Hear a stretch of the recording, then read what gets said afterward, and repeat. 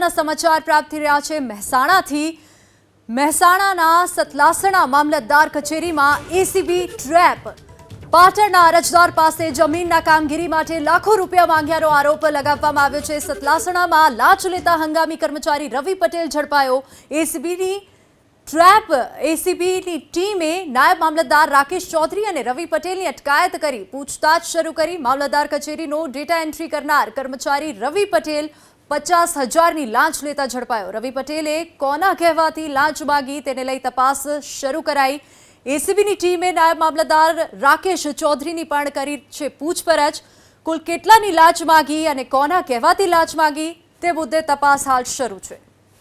Trap એસીબીની ટીમે નાયબ મામલતદાર રાકેશ ચૌધરી અને રવિ પટેલની અટકાયત કરી પૂછતાછ શરૂ કરી। મામલતદાર કચેરીનો ડેટા એન્ટ્રી કરનાર કર્મચારી રવિ પટેલ 50,000ની લાંચ લેતા ઝડપાયો। રવિ પટેલે કોના કહેવાથી લાંચ માંગી તેને લઈ તપાસ શરૂ કરાઈ।